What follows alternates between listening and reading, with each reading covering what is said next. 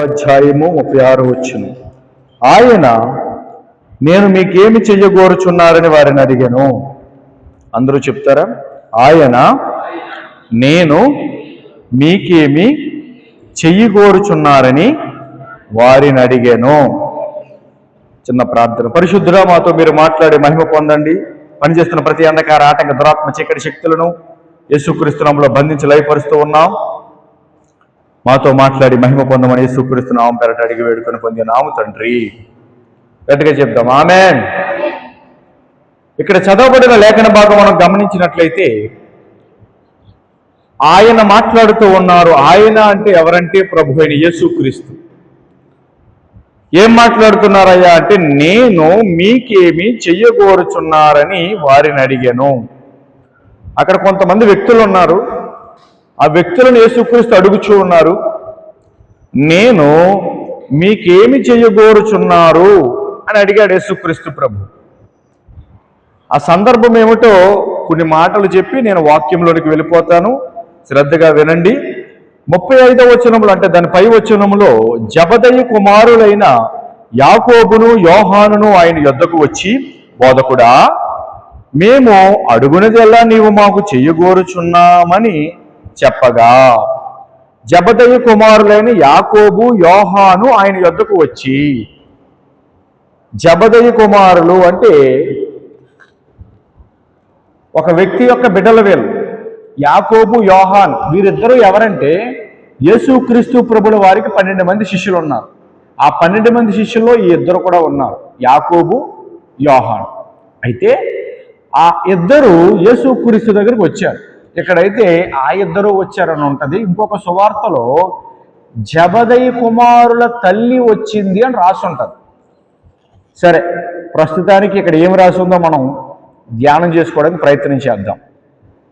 జబదయి కుమారులు అంటే ఆ వ్యక్తి పేరు జబదయి, అతని యొక్క లేకపోతే ఆ వ్యక్తి యొక్క బిడ్డలు వీళ్ళు. ఒక అతని పేరేంటి? ఇద్దరు పేర్లు చెప్పాను కదా, యాకోబు యోహాను. నా మాటలు మీకు అర్థమవుతున్నాయి కదమ్మా? వినండి, శ్రద్ధగా వినండి, అటు ఇటు చూడొద్దు. యాకోబు యోహాను వారిద్దరు. యేసుక్రీస్తుకున్న 12 మంది శిష్యుల్లో ఆ ఇద్దరు. యేసుక్రీస్తుకి జాగ్రత్తగా వినండి, 12 మంది శిష్యుల్లో ముగ్గురు అత్యంత సమీపముగా ఉన్నారు. వాళ్ళ పేర్లు ఏంటంటే ఇప్పుడు చెప్పిన ఇద్దరు కాకుండా ఇంకొక అతను ఉన్నారు. అతని పేరు పేతురు, యాకోబు, యోహాను. ఆ 12 మందిలో ఈ ముగ్గురు మరింత సమీపంగా ఉండేవారు. యేసుక్రీస్తు ప్రభుల వారు ఒక చిన్నది చనిపోతే, ఒక చిన్న పిల్ల చనిపోతే, ఇంచుమించు 12 సంవత్సరాల బిడ్డ చనిపోతే, ఆ బిడ్డను బ్రతికించటానికి యేసుక్రీస్తు ప్రభుల వారు ఆ బిడ్డ దగ్గరికి వెళ్ళారు. అంటే బిడ్డ తండ్రి వచ్చి అడిగాడు. ఏమని అడిగాడు? నా బిడ్డ చచ్చిపోయింది, వచ్చి బ్రతికించు అని చెబితే, అతని విశ్వాసాన్ని గణపరిచి యేసుక్రీస్తు ప్రభుల వారు ఆ వ్యక్తితో వెళ్ళి ఆ బిడ్డను బ్రతికించాడు. అప్పుడు యేసుక్రీస్తు ప్రభుల వారు ఈ ముగ్గురిని తీసుకుని వెళ్ళారు. పేతురుని, యాకోబుని, చెప్పాలి, యోహాన్ని. చెప్పండి పేర్లు. చెప్పండి, పేతురు, యాకోబు, యోహాను. గుర్తుపెట్టుకోవాలి. మనం దేవుని వాక్యాన్ని గుర్తుపెట్టుకోవాలి. అంటే ఆదివారం ఏదో వినేసి వెళ్ళిపోవటం కాదు, కానీ దేవుని వాక్యములో మనం ప్రతిదీ నేర్చుకోవడానికి ప్రయత్నం చేయాలి. అర్థమవుతుందా?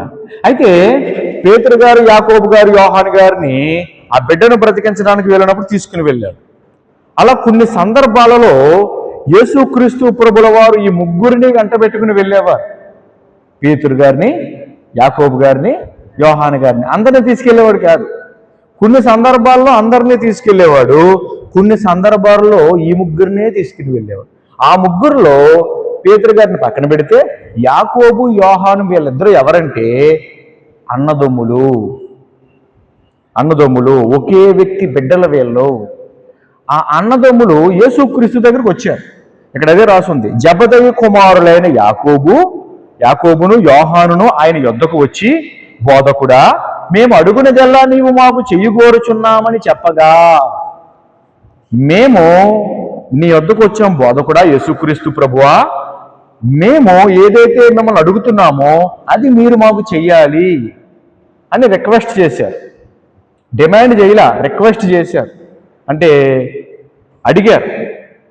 బ్రతిమలాడారు. రిక్వెస్ట్ అంటే మీకు ఎలా చెప్పాలంటే దాని తెలుగు అర్థం బ్రతిమలాడటం అనుకోండి సింపుల్గా. అంటే వినమ్రతతో వినయంతో అడిగారు. యేసు ప్రభువా చేస్తావా అనలేదు. యేసు ప్రభువా మేము అడుగుతున్నది చెయ్యండి అన్నట్లుగా వినయంతో అడిగారు, విధేయతతో అడిగారు.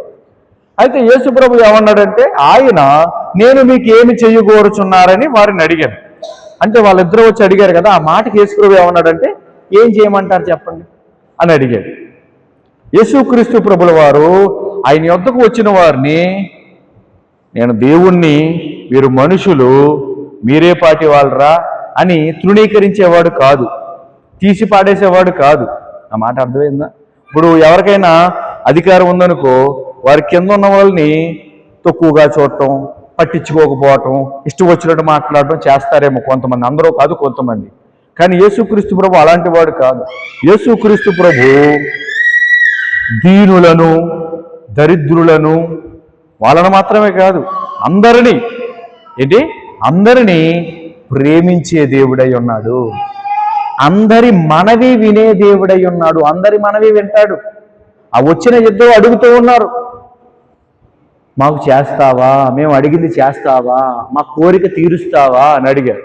అప్పుడు యేసు ప్రభు అన్నాడు, ఏం కావాలి మీకు, ఏం కోరుకుంటున్నారో చెప్పండి అని అడిగాడు. అర్థమైంది మీకు? ఇక్కడ దాకా మనసులో పెట్టుకోండి.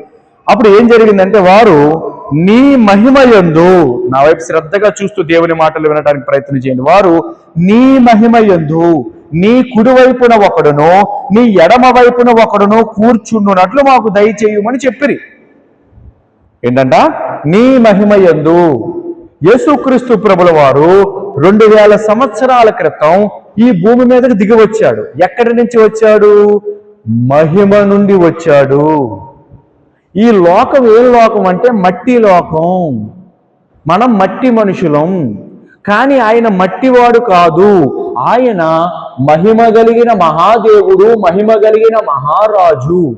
అయితే ఆ మహాదేవుడు, మహారాజు తన మహిమను విడిచిపెట్టి భూమి మీదకి మనకలాగానే మట్టి దేహం కలిగిన వాడిగా వచ్చాడు. అయితే ఆయన మట్టివాడు కాదు, ఆయన గట్టివాడు, ఆయన మహిమ కలిగిన వాడు. దేవునికి స్తోత్రం కలిగిన గాక. ఆయన మహిమను పరలోకంలో విడిచిపెట్టి భూమి మీదకి వచ్చాడు. ఎందుకంటే మనకలాగానే ఒక మనిషిగా భూమి మీద దేవుణ్ణి చూపించటానికి, దేవుడంటే ఎలా ఉంటాడు, ఆయన గుణలక్షణాలు, ఆయన గొప్పతనం, ఆయన శక్తి, ఆయన బలము, ఆయన కృప, ఆయన జాలి, ఆయన కరుణ, అవసరమైతే కొన్నిసార్లు పరిస్థితిని బట్టి కొద్దిగా కోప్పడటం, అలా కొన్ని విషయాలు. అర్థమైందా మీకు? అలా యేసుక్రీస్తు ప్రభుల వారు జీవించారు. అయితే యేసుక్రీస్తు దగ్గరకు వచ్చిన ఈ వ్యక్తులు ఏమడుగుతున్నారంటే, వాళ్ళ కోరిక ఏంటంటే నీ మహిమ యందు నీ కుడి వైపున ఒకడును నీ ఎడమ వైపున ఒకడును కూర్చున్నట్లు మాకు దయచేయమని అడిగారంటే, ఆ వచ్చిన ఇద్దరు అన్నదమ్ములు ఏమడిగారంటే, నీవు మహిమ నుండి దిగి వచ్చావు కదా, మరలా నీవు సిలువ మీద చనిపోయి తిరిగి లేచి పరలోకానికి వెళ్ళిపోతావు కదా. అంటే ఇవన్నీ ఆయన చెప్పలేదు, మీకు అర్థం కావడం కోసం చెప్తున్నాను. యేసుక్రీస్తు సిలువ మీద చనిపోయాడు మనందరి కోసం. ఈ భూమి మీద ఉన్న మానవులమైన మనందరి కోసం సిలువ మీద చనిపోయాడు ఆయన. అలాంటి సిలువ మీద, ఆ యొక్క సిలువ మీద చనిపోయి సమాధి చెయ్యబడి 3వ దినాన తిరిగి లేచాడు. మరణాన్ని జయించాడు. సమాధిలో నుంచి బయటికి వచ్చాడు. మృత్యువుని, దాన్ని ముళ్ళు విరిచి ఆయన జయవీరుడిగా, విజయశీలుడుగా ఆయన సమాధిలో నుంచి బయటకు వచ్చాడు. అయితే ఆ వచ్చిన ఆయన తర్వాత మరలా మహిమకు వెళ్ళిపోయాడు. అర్థమైందా? ఎక్కడి నుంచి అయితే వచ్చాడో మరలా తిరిగి అక్కడికే ఆయన వెళ్ళిపోయాడు. అందుకే యోహాను సువార్తలో ఏమంటాడంటే, నేను తండ్రి యొద్ద నుంచి వచ్చాను, నేను మరలా ఇక్కడ నా పని ముగించుకుని నేను మరలా తండ్రి యొద్దకు వెళ్ళిపోతాను అన్నాడు ఆయన. నేను దేవుని యొద్ద నుంచి వచ్చాను, నేను పరలోకం నుంచి వచ్చాను, నేను ఈ లోక సంబంధిని కాను. నేను ఈ లోకంలో ఉంటున్నాను కానీ మీకోసమే నేను వచ్చాను, కానీ నేను ఈ లోక సంబంధిని కాను, నేను పరలోక సంబంధిని. నేను పైనుండి కిందకు వచ్చాను, నా పని ముగించుకున్నాక నేను మరలా పైకి వెళ్ళిపోతాను అని యేసు ప్రభు పలుమార్లు మాట్లాడారు. దేవునికి స్తోత్రం కలుగును గాక. అయితే వాళ్ళు ఏమడుగుతున్నారంటే, ప్రభువా నువ్వు మరలా మహిమలోకి వెళ్ళిపోతావు కదా, ఆ మహిమయో మళ్ళా తిరిగి వస్తాడు ఆయన. ఇక్కడ 2 మాటలు చెప్తున్నాను మీకు. ఈ వచనం అర్థం కావాలి, నేను ఈ విషయం చెప్పకపోతే మీకు అర్థం కాదు. యేసుక్రీస్తు ప్రభుల వారు తండ్రి కుడి పార్శ్వమునకు హెచ్చించబడ్డాడు. అర్థమైందా మీకు? ఆయన చనిపోయి తిరిగి లేచిన తర్వాత 40 రోజులు శిష్యులకు కనబడ్డారు. చాలా మంది ప్రజలకు నేను బ్రతికే ఉన్నాను, నేను చచ్చిపోయాను కరెక్టే, సిలువ మీద నేను బ్రతికే ఉన్నాను అని తనను తాను కనపరుచుకుని ఆ తర్వాత ఆయన పరలోకానికి ఆరోహణమై వెళ్ళిపోయి, అంటే పైకి వెళ్ళిపోయి ఆయన తండ్రి కుడి పార్శ్వమున కూర్చున్నాడు. ఏంటి? తండ్రికి కుడి పార్శ్వమున కూర్చున్నాడు. అయితే వీళ్ళు ఏమడుగుతున్నారంటే నీ మహిమ యందు అంటున్నారు. అంటే ఆల్రెడీ యేసుక్రీస్తు ఇప్పుడు ఎక్కడ ఉన్నాడంటే మహిమలో ఉన్నాడు. ఆ మహిమలో నుంచి యేసు ప్రభు మరలా భూమి మీదకి వస్తాడు. రెండోసారి వస్తాడు. ఈసారి రెండోసారి ఎందుకు వస్తాడంటే ఎవరైతే ఆయన సువార్త విని, ఏంటి సువార్త? యేసుక్రీస్తు ప్రభు మనందరి పాపాల కొరకు, ప్రతి మనిషి పాపాల కొరకు సిలువ మీద చనిపోయాడు. అంటే మన పాపాలని సిలువ మీద యేసుక్రీస్తు భరించేశాడు. ఆయన మనందరి కొరకు కొట్టబడి, హింసించబడి, శ్రమ పెట్టబడి, ఇబ్బందులు అనుభవించి, చనిపోయి, సమాధి చేయబడి 3వ దినాన తిరిగి లేచాడు. యేసుక్రీస్తుని నమ్మితే, యేసుక్రీస్తుని అంగీకరిస్తే, యేసుక్రీస్తుని హృదయంలో చేర్చుకుంటే మనకి పాపములు క్షమించబడతాయి, నరకం నుంచి తప్పించబడతాం, పరలోక రాజ్యానికి చేరతాం, మహిమలోనికి వెళతాం, దేవునితో పాటు యుగయుగాలు మనం ఉంటాం, నిత్య జీవం పొందుకుంటాం. మనం అంటాం కదా మోక్షం అంటాం కదా, ఆ మోక్షంలోనికి వెళతాం, దేవుడితో పాటే ఉంటాం. ఈ భూమి మీద ఎవడైనా చచ్చిపోవలసిందే. అయితే ఒక దినమున నేను చనిపోవచ్చు, మీరు చనిపోవచ్చు. అయితే ఆయన వస్తాడు ఒక దినమున. అది జరిగినా ఇది జరిగినా మొత్తం మీద మనం పరలోకం వెళ్తాం. దేవునికి స్తోత్రం కలిగిన గాక. అర్థమవుతుందా? అది విశ్వసించాలి, నమ్మాలి. నమ్మినప్పుడు మనకి ఏమొస్తుందంటే రక్షణ వస్తుంది. అది దాని గురించి మాట్లాడుతూ మహిమలో అంటే యేసుక్రీస్తు ప్రభుల వారు మళ్ళా భూమి మీదకి వస్తారు. భూమి మీదకి వచ్చిన తర్వాత ఇక్కడ ఇంకా కొన్ని కార్యాలు ఉంటాయి. అవన్నీ జరిగించిన తర్వాత మరలా పరలోకి వెళ్ళిపోతారు. అప్పుడు ఆయనతో పాటు ఎవరైతే రక్షణ పొందారో, ఎవరైతే యేసు ప్రభువుని నమ్మారో వాళ్ళందరూ ఆయనతో పాటు వెళతారు. ఆ మహిమ గురించి మాట్లాడుతున్నారు వీళ్ళు. అంటే ఎప్పుడో కొన్ని వేల సంవత్సరాల తర్వాత జరగబోయే కార్యం గురించి వారు ముందుగానే ఆలోచించారు. ఈ బైబిల్ ఎప్పుడు రాయబడింది? ఎప్పుడో రాయబడింది. యేసుక్రీస్తు ప్రభుల వారు జన్మించటానికంటే ముందు క్రీస్తు పూర్వం, ఆ తర్వాత క్రీస్తు శకం అని 2 కాలాలు ఉన్నాయి. ఆయన పుట్టిన తర్వాత ఇప్పటికి 2026 సంవత్సరం. ఇది 2026 కదా. ఈ 2026 సంవత్సరానికంటే 2000 సంవత్సరాలకు పూర్వం యేసు ప్రభు పుట్టాడు కదా. అంటే యేసుక్రీస్తు ప్రభుల వారు 32వ ఏటో 33వ ఏటో వీళ్ళు అడుగుతున్నారు ఈ ప్రశ్న. అంటే ఇప్పటికీ 2000 సంవత్సరాలకు పూర్వం వాళ్ళు ఈ ప్రశ్న అడిగారు. ఎన్ని సంవత్సరాలు? 2000 సంవత్సరాలు. 2 సంవత్సరాలు కాదు, 200 సంవత్సరాలు కాదు, 20 సంవత్సరాలు కాదు, 2000 సంవత్సరాల క్రితం ఈ ప్రశ్న అడిగారు. అంటే వారికి ఎంత ముందు చూపు ఉందో చూడండి, వారు ఎంత జాగ్రత్త పరులో చూడండి. వారు దేని కొరకైతే యేసుక్రీస్తు దగ్గరికి వచ్చారో దాని విషయమై ఎంత ఆలోచన కలిగి ఉన్నారో చూడండి. ఆ మాట అర్థమైందా? అంటే యేసు ప్రభువుని ఏదో నమ్ముకోవడం కాదు, యేసుక్రీస్తుని నమ్మితే మనకి రక్షణ కలుగుతుంది. మనకి దేవుడు ఆ రాజ్యాన్ని ఇస్తాడు. అక్కడ మహిమ ఉంటుంది. ఏముంటది అక్కడ? మహిమ ఉంటుంది. ఇక్కడ మట్టి కదా, ఇక్కడ కిందకి వెళ్ళామనికి అంత ఏముంటుంది? మట్టి. ఇక్కడ ఏముంది? సిమెంటు. ఈ సిమెంట్ ఎక్కడి నుంచి వచ్చింది? మట్టిలోంచే వచ్చింది. మట్టిలోంచే దీన్ని వెలికి తీసి తయారు చేసి సిమెంట్గా రూపుదిద్దారు. గుర్తుపెట్టుకోండి, ఈ భూమి మీద ఏది ఉన్నా, మనుషుల చేత ఏది కనిపెట్టబడినా, అది ఏదైనా కావచ్చు, భూమిలో నుంచి వచ్చిందే. అర్థమైందా? ఈ కుర్చీలు కూడా భూమిలోంచి వచ్చాయి. కుర్చీలు భూమిలోంచి ఎక్కడి నుంచి వచ్చినాయి పాస్టర్ గారు అంటే? భూమిని అంటే మట్టి తవ్వేసి కుర్చీలు అందులో తీశారని చెప్పట్లేదు నేను. భూమి లోపల అంటే ఈ భూమి ఉంది కదా, కింద భూమి ఉంది కదా, ఈ మట్టి లోపల దీనికి సంబంధించిన మెటీరియల్ దొరికింది. రా మెటీరియల్ అంటారు దాన్ని. Raw material. ఇప్పుడు మీరున్నారా? మీరు ఏం చేస్తారు? మీరు కార్పెంటర్ కదా, వడ్రంగి పని చేస్తారు కదా. వడ్రంగి పని చేయడానికి మీరు ఏం తెచ్చుకుంటారు? సామాన్ తెచ్చుకుంటారు, సరుకు తెచ్చుకుంటారు. సరుకు తెచ్చుకుని ఇప్పుడు ఒక డోర్ తయారు చేయాలనుకోండి, దీనికి సంబంధించిన సామాను తెచ్చుకుని ఆ నొట్లు, బోల్టులు, ఆ యొక్క జిగురు గొమ్ము ఏదైతే ఉందో అవన్నీ రెడీగా పెట్టుకుని దాని పని జరిగించి దానికి అంతా చేసిన తర్వాత ఒక డోర్ తయారవుతుంది. అలాగే దీనికి సంబంధించిన మెటీరియల్ ఎక్కడి నుంచి వచ్చిందంటే భూమిలో నుంచి వచ్చిందే. అది మానవుడు కనిపెట్టడానికి జ్ఞానం ఎవరిచ్చారు? దేవుడే ఇచ్చాడు. దేవుడు ఇవ్వకపోతే మనిషికి జ్ఞానం లేదు. దేవుడు ఇవ్వకపోతే మనిషికి బుర్ర లేదు. దేవుడు ఇవ్వకపోతే మనిషికి తెలివి లేదు. దేవుడు బయలుపరిచాడు. దేవునికి స్తోత్రం కలిగిన గాక. మీరు ఏదైనా తీసుకోండి, ఆఖరికి ఇప్పుడు చెక్క గురించి చెప్పాను కదా, తొలుపు చెక్క అన్నాను కదా, ఇవి ఎక్కడి నుంచి వచ్చినవి? చెట్లోంచి వచ్చినవి. చెట్టు ఎక్కడి నుంచి వచ్చింది? భూమిలో నుంచే రావాలి, గాలిలోంచి రాదు కదా. దాని వేర్లు ఎక్కడ ఉంటాయి? భూమిలోనే. చిన్న మొక్కగా విత్తనంగానే భూమిలో వేస్తే అది ఎదిగి ఎదిగి మొక్క అయి పెద్ద చెట్టు అయింది. ఆ చెట్టులో నుంచి వచ్చిన కలప తీసుకుని తొలుపు తయారైంది. ఏది తీసుకున్నా, ఏదైనా, ఆఖరికి ఇప్పుడు సెల్ ఫోన్ ఉంది, లేకపోతే ఈ స్టాండ్ ఉంది, లేకపోతే ఈ మైక్ ఉంది, ఏదైనా తీసుకోండి కాక, ఫ్యాన్లు, ఇవన్నీ కూడా అంటే దీని ముడి సరుకు ఏమంటారు? ముడి సరుకు. ముడి సరుకు అంటే తెలుసా మీకు? ముడి సరుకు. ఆ ముడి సరుకు అంతా ఎక్కడి నుంచి వచ్చిందంటే భూమిలోంచి వచ్చింది. అంటే ఈ లోకమంతా ఎలా తయారయ్యిందయ్యా అంటే, ఈ లోకములో ఈ భూమి మీద ఈ వస్తువులు కానీ ఏదైనా కావచ్చు, ఎక్కడి నుంచి వచ్చిందంటే మట్టిలో నుంచి వచ్చింది. ఆఖరికి మనం కూడా మట్టిలో నుంచే వచ్చాము. మనం మట్టిలోంచి రావడం ఏంటండి? నేను నా తల్లి గర్భంలో నుంచి వచ్చాను, నా తల్లి మట్టి కాదు కదా, మరి నేను మట్టి అని ఎలా అవుతాను అని మీకు డౌట్ రావచ్చు. అంతే కదా, అది క్లారిటీ ఇస్తాం. ప్రతి మనుషులమైన మనం అందరికీ కూడా మూలపిత్రుడు ఒక అతను ఉన్నాడు. అతని పేరు ఆదాము అని బైబిల్ చెబుతోంది. పేరేంటి? ఆదాము, మొదటి మనుష్యుడు.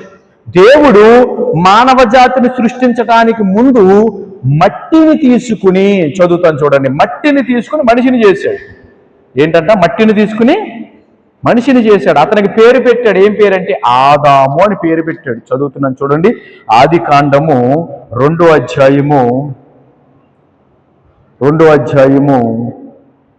వచనం. దేవుడైన యెహోవా నేల మట్టితో నరుని నిర్మించి వాని నాసిక రంధ్రములలో జీవవాయువును ఊదగా నరుడు జీవాత్మ ఆయను. అర్థమైందా? మీరు కానీ, నేను కానీ, అమెరికా వాడు కానీ, పాకిస్తానోడు కానీ, లేకపోతే ఇంకా దేశాలు ఉన్నాయి కదా, చాలా దేశాలు ఉన్నాయి, చాలా రాష్ట్రాలు ఉన్నాయి, చాలా గ్రామాలు ఉన్నాయి, చాలా పట్టణాలు ఉన్నాయి. మనుషులమైన మనందరికీ మొట్టమొదటి మనిషి ఎవరో తెలుసా? ఆదామే. దేవుడు మట్టిని తీసుకుని ఒక బొమ్మగా, ఒక మనిషిగా రూపించి నాసికా రంధ్రములలో అని గాలి ఊదాడు. అందుకే నరుడు జీవాత్మ ఆయను. అంటే దేవుడి ఊపిరి అతని లోపలికి వెళ్ళి, ఊపిరితిత్తులలోనికి వెళ్ళి అతని లోపల ఉన్న ఆత్మను సంధించి దర్శించి అతని శరీరాన్ని మార్చింది. మట్టి కాస్త మనిషి అయ్యాడు. దేవునికి స్తోత్రం కలిగిన గాక. ఆ మనిషిలో నుంచి, ఆ ఆదాములో నుంచి ఒక ఎముకను తీసి అవ్వను తయారు చేశాడు. అతనికి ఆమెకి వివాహం చేశాడు. అతనిలో నుంచి, ఆమెలో నుంచి వచ్చిన సంతానమే ఈ భూమి అంతా వ్యాపించింది. అంటే ఆఖరికి మనుషులమైన మనము కూడా మట్టిలోంచి వచ్చాం. అర్థమైందా? భూమి మీద ఏదైనా మట్టిలో నుంచి వచ్చిందే. అర్థమవుతుందా మీకు? అంటే దేవుడు భూమిని కలగజేశాడు. ఆ భూమిలో నుంచి అన్ని పైకి వచ్చి భూమి మీద నివసించటానికి, భూమి మీద ఉపయోగించుకోవడానికి అవసరమైనవన్నీ కూడా దాని సామాగ్రి అంతా మట్టిలోనే పెట్టేశాడు, భూమిలోనే పెట్టేశాడు దేవుడు. దేవునికి స్తోత్రం కలుగునే గాక. మీకు అర్థమవుతుందా నా మాటలు? అంటే ఈ భూమిని దేవుడు నిర్మాణం చేసిన విధము ఆలోచించండి మీరు. అందుకే ప్రసంగిలు అంటాడు, ఇక్కడే చెప్తాడు, నువ్వు మన్నువు గనక తిరిగి మొన్ను అయిపోతావు అంటాడు. మన్ను అంటే ఏంటి? మట్టే. కొంతమంది పాపం తిడతారు కదా, నీ నోట్లో డాష్ పడా అంటారు కదా, మన్ను పడా అంటారు కదా. కానీ అలా తిట్టకూడదు, ఎవరిని చెప్పించకూడదు, మనం గుర్తుపెట్టుకోండి. సరే, అయితే మన్ను అంటే మట్టి. మట్టి, జాగ్రత్తగా వినండి. ఆదాము మట్టిలో నుంచి వచ్చాడు. ఇప్పుడు ఆదాము ద్వారా వచ్చిన మనమందరము కూడా మట్టి మనుషులమే. అర్థమవుతుందా మీకు? మీకు ఇంకా అర్థం కాకపోతే కాసేపు ఎండలో ఉండండి. ఏంటి? కాసేపు ఎండలో ఉండండి. ఎండలో ఉన్నాక మళ్ళీ నీడలోకి వచ్చేయండి. చేతిని బాగా రఫ్ చేయండి. ఏమొస్తుంది? మట్టే వస్తుంది. అది ఎక్కడి నుంచి వచ్చింది? మనలో నుంచి వచ్చింది. అర్థమవుతుందా మీకు? మనం మట్టే. అందుకే మనిషి చనిపోయాక ఏం చేస్తారు? సింహాసనం ఎక్కించి దండేసి శాలువా కప్పి పూజ చేస్తారా? లేరు, తీసేస్తారు. కాటికి తీసిపోతారు. ఊరికి ఉత్తరాన కప్పెట్టేస్తారు. తగలెట్టేడో కప్పెట్టేది జరుగుతుంది మొత్తం మీద. ఏం చేస్తారు? మళ్ళీ మట్టిలోకి వెళ్ళిపోతాడు. తగలబెట్టినా బూడిద మట్టిలోకి వెళ్ళిపోద్ది, గొయ్యి తీసి కప్పెట్టినా మట్టిలోకి వెళ్ళిపోతాడు. అంటే తిరిగి మట్టిలో నుంచి వచ్చిన వాడు తిరిగి మట్టిలోకి వెళ్ళిపోతాడు. అందుకే యోబు భక్తుడు అంటాడు అద్భుతమైన మాట. యోబు భక్తుడు అంటాడు, చూడండి,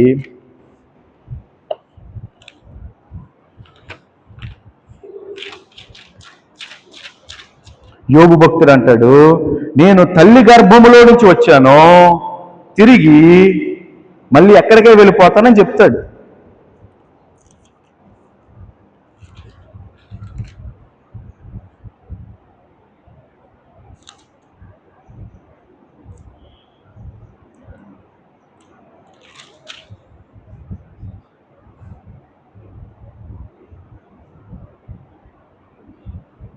ఇక్కడ అంటాడు అద్భుతమైన మాట. ఆ మాట కోసం చూస్తున్నాను. మీరు ఎవరైనా తీస్తే చదవచ్చు. 21వ వచనం మొదటి అధ్యాయం. నేను నా తల్లి గర్భములో నుండి దిగంబరినై వచ్చి తిని. దిగంబరి అంటే ఏంటంటే బట్టలు లేకపోవటం. దిగంబరి అంటే తెలుసు కదా, బట్టలు లేకపోవటాన్ని దిగంబరులు అంటారు కదా. దిగంబరినే వచ్చి తిని, దిగంబరినే అక్కడికి తిరిగి వెళ్ళేదను. యెహోవా ఇచ్చెను, యెహోవా తీసుకుని పోయెను, యెహోవా నామమునకు స్తుతి కలుగునుగాక. ఏంటంట? తల్లి గర్భం నుంచి వచ్చాడంట. యోబు ఎక్కడి నుంచి వచ్చాడు? తల్లి గర్భం నుంచి వచ్చాడు. మీకు తల్లులు ఉన్నారు కదా, నాకు ఒక తల్లి ఉంది. అలాగే మా తల్లి గర్భంలో నుంచి నేను వచ్చాను, మీ తల్లి గర్భంలో నుంచి మీరు వచ్చారు కదా. అలాగే యోబు భక్తుడు కూడా అతని యొక్క తల్లి గర్భంలో నుంచి వచ్చాడు. ఓకే, మళ్ళీ తిరిగి ఎక్కడికి వెళ్ళిపోతాడంట? దిగంబరినే వచ్చి తిని. చిన్నపిల్లగా అప్పుడు మాకు పాప ఉంది కదా, పాప పుట్టినప్పుడు బట్టలు ఉండవు కదా, ఎవరికైనా, నాకైనా మీకైనా ఎవరికైనా అంతే, చిన్నపిల్లలకు ఉండవు కదా. తర్వాత మనం వస్త్రాలు కడతాం. అలాగే దిగంబరిగా వచ్చాను, దిగంబరినై అక్కడికి తిరిగి వెళ్ళేదని అంటున్నాడు. దిగంబరినై అక్కడికి తిరిగి ఎలా వెళ్తాం? తల్లి గర్భంలోంచి వచ్చినప్పుడు మళ్ళీ తల్లి గర్భంలోకి ఎలా వెళ్తాం అంటే, అక్కడ యోబు మాట్లాడేది ఈ తల్లి గురించి కాదు. యోబు తల్లి గర్భంలో నుంచి బయటకు వచ్చిన మాట నిజమే, కొంతకాలం జీవించాడు నిజమే.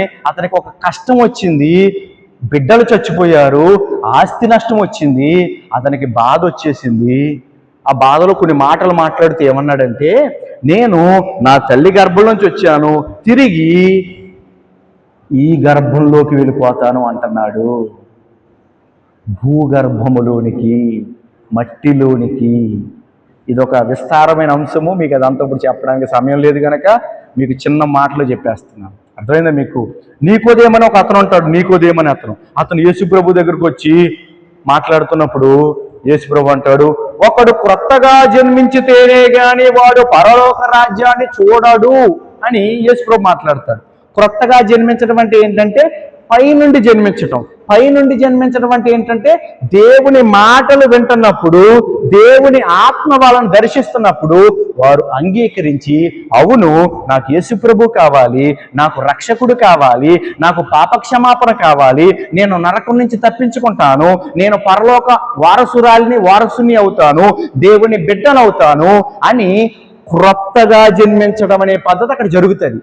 అయితే అక్కడ నీకోదేం అడుగుతాడు, కొత్తగా జన్మించడం ఏంటి? ఆల్రెడీ నేను పుట్టి చాలా కాలం అయిపోయింది, మళ్ళీ నా తల్లి గర్భం లోపలికి వెళ్ళి మళ్ళీ పుట్టాలా నేను?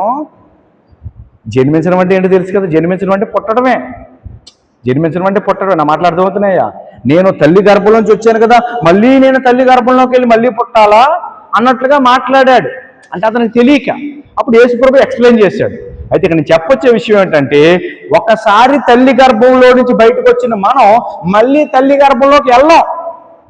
ఇంకా చెప్పాలంటే మనం వెళ్ళేలోపు వాళ్ళు వెళ్ళిపోతారు, ఉండరు, భూమి మీద ఉండరు. నా మాట అర్థమైందా? ఇప్పుడు మనం ముసలోళ్ళం అయిపోతున్నాం అనుకోండి, మన తండ్రులు వాళ్ళు ఏమవుతారు? వాళ్ళు ఎప్పుడో ముసలోళ్ళు అయిపోతారు, వృద్ధులు అయిపోతారు. వాళ్ళు ఏమవుతారు? చనిపోతారు కదా.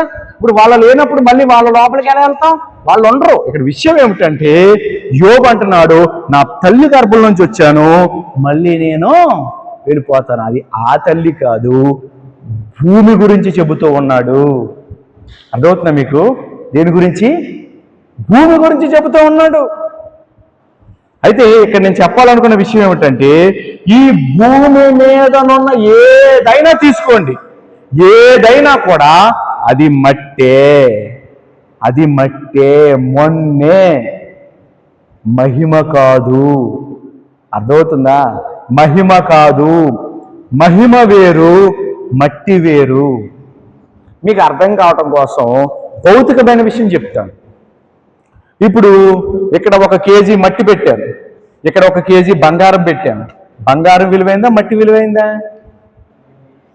చెప్పలేదు. ఇక్కడ 1 కేజీ బంగారం పెట్టాను, ఇక్కడ కేజీ మట్టి పెట్టాను. మనం ఏం కోరుకుంటాం? ఇక్కడ 1 అరకాసు బంగారం పెట్టాను, అరకాసే. కానీ ఇక్కడ 1000 కేజీల మట్టి పెట్టాను. ఏది కోరుకుంటాం? బంగారం కోరుకుంటారు. ఎందుకు? ఇది మట్టే, ఇది ఎంతో కొంత డబ్బులు వస్తాయి కదా, బంగారం విలువైంది కదా. అర్థమైందా? అలాగే మీకు అర్థం కావటం కోసం బంగారం అన్నాను. బంగారం కన్నా శ్రేష్టమైనది, గొప్పది ఏంటో తెలుసా? దేవుని మహిమ. అర్థమైందా మీకు? దేవుని మహిమ. మహిమ అంటే మీకు అర్థం కావడం కోసం సింపుల్గా చెప్పేస్తాను. ఇప్పుడు మహిమ అంటే ఏంటంటే, ఇప్పుడు ఇది రాత్రిపూట అనుకోండి, అంతా చీకటిగా ఉంటుంది, చీకటిగా ఉంటుంది. ఒక లైట్ వేసామనుకోండి, వెలుగు వచ్చిందా? అది చీకటి, లైట్ వేసిన వెంటనే వెళ్ళిపోతుంది వెలుగు. అలాగే ఇది మట్టి, ఇది ఏ టెలికాలం ఉండదు. దేవుడు లైట్ వేస్తాడు, ఆ లైటే మహిమ.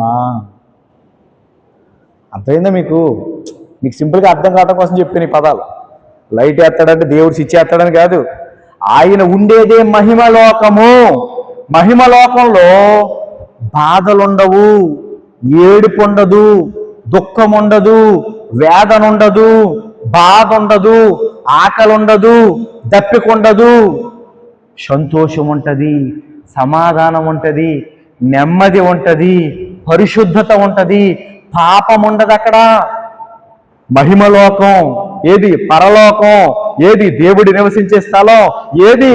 దేవుడు మనకు అనుగ్రహించాలి అనుకున్న మహిమకు సంబంధించిన విషయాలు నేను చెప్తున్నాను. దేవునికి స్తోత్రం కలిగిన గాక. ఆ చేతులెత్తి దేవునికి స్తోత్రం చెప్తా. అయితే ఇక్కడ వీళ్ళిద్దరూ వచ్చి ఏమడుగుతున్నారంటే, నీ మహిమ ఉన్నది కదా, నీ మహిమ ఉన్నది కదా, నీ మహిమ. ఇదేమో మట్టి లోకం, అదేమో మహిమ లోకం. నువ్వు మరలా నీ మహిమతో వస్తావు కదా. నీ మహిమలో నువ్వు ఉన్నప్పుడు నీ కుడివైపున ఒకడు, నీ ఎడం వైపున ఒకడు. మేమిద్దరు అన్నదమ్ములం కదా, యాకోబు యోహాను. మర్చిపోయారా? గుర్తుంది కదా. యాకోబు యోహాను సన్నివేశం ఇది. యాకోబు యోహాను నీ కుడివైపున ఒకడు కూర్చుంటాడు, నీ ఎడం వైపున. అదే మా ఆశ. వాళ్ళ ఆశ ఏంటి? వాళ్ళ కోరిక ఏంటి? కుడివైపున ఒకడు కూర్చోవాలి, ఎడం వైపున చెప్పాలి. మాట్లాడుతున్నారు కదా మీకు. యేసుక్రీస్తుకి కుడివైపున ఒకడు కూర్చుండాలి అన్న. ఉదాహరణకు అన్న అనుకోండి, ఎడం వైపున తమ్ముడు. మీరేంటి అలా ఏదో మాట్లాడండి. కుడివైపున ఎవరు? అన్న అయితే ఎడం వైపున అన్న అయితే కుడివైపున తమ్ముడు. అంటే వాళ్ళ ఉద్దేశం ఏంటంటే యేసుక్రీస్తుకి అటొకడో, యేసుక్రీస్తుకి ఇటొకడో. అంటే వాళ్ళ ఆశ దేని మీద ఉందంటే యేసుక్రీస్తుతో ఉండాలి, యేసుక్రీస్తు మహిమలో ఉండాలి, యేసుక్రీస్తుతో పాటు సింహాసనం మీద ఉండాలి, యేసుక్రీస్తుతో పాటు అధికారము చేయాలి, యేసుక్రీస్తు అన్ని పొందుకోవాలి. దేవునికి స్తోత్రం కలుగునే గాక. అర్థమవుతుందా మీకు? వాళ్ళ ఆశ, వాళ్ళ గురి ఏమిటంటే యేసుక్రీస్తుతో పాటు సింహాసనం మీద కూర్చోవాలి, ఆ మహిమలో ఉండాలి. మేము మట్టి మనుషులమే, కానీ మట్టి మనుషులుగా చచ్చిపోకూడదు. మట్టి మనుషులుగా చనిపోయేలోపు నీవు దేవుడిగా నువ్వు మాకు చూపించుకున్నావు కదా యేసుప్రభువా, మా గురువుగా, మా ప్రభువుగా, మా దేవుడిగా, మా రక్షకుడిగా నీవు ఉన్నావు కదయ్యా. నీవు మరలా వస్తావు, ఈ లోపే మేము చనిపోతాం కదా. అయితే ఏది జరిగినా నీ మహిమలో ఆ మహిమ లోకములో, ఆ మహిమ నగరిలో నీతో పాటే నేను, నా తమ్ముడు లేదా యాకోబు, యోహాను మేమిద్దరము కూర్చోవాలి. అంటే వారి యొక్క గురి చూడండి. వారి గురి ఏంటి? యేసుక్రీస్తు ఎక్కడుంటాడు? యేసుక్రీస్తు అన్ని నామముల కన్నా పైనామము కలిగిన వాడిగా, అందరికన్నా ఉన్నతుడిగా, అందరికన్నా గొప్పవాడిగా అత్యున్నత సింహాసనం మీద కూర్చుని ఉన్నాడు ఆయన. దేవునికి స్తోత్రం కలిగిన గాక. ఆయన పక్కన కూర్చోవాలి. అర్థమవుతుందా? అంటే మీకు అర్థం కావడం కోసం చెప్తాను. ఇప్పుడు ఈ భూమి మీద ఒక రాజు ఉన్నాడు అనుకోండి. రాజు అంటే కులం గురించి నేను మాట్లాడట్లేదు. ఒక రాజ్యానికి రాజు ఉన్నాడు అనుకోండి. ఆ రాజు ఎక్కడ ఉంటాడు? సింహాసనం మీద కూర్చుంటాడు కదా. ప్లాస్టిక్ కుర్చీలో కూర్చుంటాడా? ప్లాస్టిక్ కుర్చీలో కూర్చొని ఇసురు కొడతాడు. సింహాసనం చేయించుకుంటాడు దగ్గరుండి. సొలొమోన్ అని ఒక అతను ఉంటాడు ఇందులో రాజు. సింహాసనం చేయించుకున్నాడంట. సింహాసనం ఏంటంట? సింహాసనం. ఆ పేరుకి తగినట్లుగా అటొక సింహము, ఇటొక సింహము, మెట్లుంటాయి, అక్కడ కుర్చీ ఉంటది. సింహాసనం, ఆసనం అంటే కూర్చోవటం. అయితే ఆ సింహాసనం మీద కూర్చునేవాడు సొలొమోను. తన సింహాసనాన్ని తానే తయారు చేయించుకున్నాడు. అయితే అలాగే రాజు ఎవరైనా ఉంటే, రాజు అంటే ఒక రాజు అంటే రాజరికం కలిగిన వాడు, రాజ్యానికి రాజు, అధికారి. అతను ఏం చేస్తాడంటే సింహాసనం మీద కూర్చుంటాడు కదా. ఆ యొక్క సింహాసనం మీద అటు ఇటు ఎవరు కూర్చోరు, ఎవరిని కూర్చోబెట్టుకోడు. రాజు సింహాసనం మీద ఉంటాడు కదా. ఈ పక్కన మంత్రి ఉంటాడు, ఆ పక్కన భటులు ఉంటారు. అంతే తప్ప అతని పక్కన ఎవరిని కూర్చోబెట్టుకోడు. ఒకవేళ కూర్చోబెట్టుకోవాల్సి వస్తే ఎవరిని కూర్చోబెట్టుకుంటాడంటే రాణిని కూర్చోబెట్టుకుంటాడు. ఎవరిని? రాణిని అంటే భార్యని కూర్చోబెట్టుకుంటాడు. అయితే ఇక్కడ పట్టుకోండి సబ్జెక్టు. ఇక్కడ వీరేం అడుగుతున్నారంటే, మేము యేసుక్రీస్తు ప్రభువా, నీవు మా రాజువి, మా దేవుడివి, మా ప్రభుడివి, నీతో పాటే మేము అటు ఇటు కూర్చుంటాం. మాకు ఆ హోదా లేకపోతే ఆ కృప లేదా ఆ మహిమ మాకు ఇవ్వయ్యా అని అడుగుతున్నారు వాళ్ళు. దేవునికి స్తోత్రం కలిగిన గాక. వాళ్ళు ఏమడిగారు? బంగ్లాలు అడిగారా, కార్లు అడిగారా, విమానాలు అడిగారా, లేకపోతే ఇల్లులు అడిగారా, మేడలు మిద్దెలు అడిగారా? ఏమడిగారు వాళ్ళు? నీ మహిమలో నీతో పాటు కూర్చోవాలి మాకు అంటే. వాళ్ళు అడిగింది సింపుల్గానే అనిపిస్తుంది, కానీ సింపుల్ కాదు, చాలా గొప్పది అడిగారు వాళ్ళు. అర్థమైందా మీకు? వాళ్ళు చాలా గొప్పది అడిగారు. ఎందుకంటే అందరికన్నా గొప్ప స్థితిలో యేసుక్రీస్తు ఉన్నాడు కదా. ఆ యేసుక్రీస్తు పక్కన ప్లేస్ అడిగారు. అర్థమవుతుందా మీకు? నా మాట నేను చెప్పే నా వాక్యం అర్థమవుతుంది కదా. అందరికన్నా గొప్ప స్థితిలో యేసు ప్రభు ఉన్నాడు. ఆ యేసు ప్రభు ప్రక్కన ఇవ్వాలి మాకు స్థలాలు. ఆ యేసుక్రీస్తు ప్రభు ప్రక్కన మేము కూర్చోవాలి. కుడి తట్టు ఒకడు, ఎడమ తట్టు ఒకడు. దేవునికి మహిమ కలుగును గాక. వారికి ఉన్న ఆ ఆశ, ఆ కోరిక చిన్న ఆశ కాదు, చిన్న కోరిక కాదు, అది చాలా పెద్దది. కానీ అది మనకి చిన్నగా కనబడుతుంది, కానీ అది చిన్నది కాదు. దేవునికి స్తోత్రం చేద్దాం. హల్లెలూయా. అంటే యేసుక్రీస్తు ప్రభుల వారు ఆ ప్రశ్న వాళ్ళు అడుగుతారని తెలుసు ముందే ఆయనకి. యేసుక్రీస్తుకి సమస్తము తెలుసు. తలంపు పుట్టక మునిపే మన తలలో, మన మెదడులో, మన ఆలోచనలో ఏమి పుడతాయో ఆయనకు తెలుసు. అర్థమవుతుందా మీకు? ఆయనకి సమస్తము తెలుసు. ఆయనకి ఎవడో చెప్పక్కర్లా, ఆయనకి ఎవడో బోధించక్కర్లా. ఆయనకు ఎవ్వడు ఏమీ చెప్పనక్కర్లేదు. సమస్తము ఎరిగినవాడు ఆయన. అయితే ఆయన దగ్గరకు వచ్చి వీళ్ళ ఆశను చెబుతున్నారు. ఏంటంటే వీళ్ళ కోరిక ఏంటంటే, ప్రభువా నీ మహిమలో మేము ఉండాలి, నీ మహిమలో మేము ఉండాలి అని మాత్రం అంటలా, నీ మహిమలో నీతో పాటు ఉండాలి. నీ మహిమలో నీతో పాటు నీ కుడి పక్కన, నీ ఎడం పక్కన కూర్చోవాలి. అర్థమవుతుందా? చర్చికి రావటం వేరు, మెట్లు ఎక్కకుండా కింద కూర్చోవడం వేరు, మెట్లు ఎక్కేసి ఆయాసం వచ్చిందని నా పక్కన కూర్చోవడం వేరు, బయట కూర్చోవడం వేరు, కుర్చీలో కూర్చోవడం వేరు. నా మాట అర్థమైందా మీకు? లేకపోతే కొంతమంది గేటు దగ్గర కూర్చోవడం వేరు. అన్నీ ఒకటా? ఒకటి కాదు. అలాగే పరలోకంలో కూడా స్థాయిలు ఉంటాయి, మహిమలో స్థాయిలు ఉంటాయి. సరే, అది మనకు ఇప్పుడు ప్రస్తుతానికి అప్రస్తుతం. జాగ్రత్తగా వినండి. యేసుక్రీస్తు కుడి తట్టున ఎడమ తట్టున కూర్చోవాలని మహిమ ఉన్నది అని మనకు అర్థమైంది. అంటే వాళ్ళ గురి పరలోకం మీద మాత్రమే కాదు, వాళ్ళ గురి యేసు ప్రభు ప్రక్కన, యేసుక్రీస్తుకు దగ్గరగా. నా మాట అర్థమైందా మీకు? ఇప్పుడు మీరు అక్కడ ఉన్నారా, నేను ఇక్కడ ఉన్నాను, మీరు నన్ను అందుకోగలరా? అందుకోలేరు, కొద్ది దూరంగా ఉన్నారు. ఇక్కడ ఒక వ్యక్తి ఉన్నాడు, నన్ను అందుకోగలరా?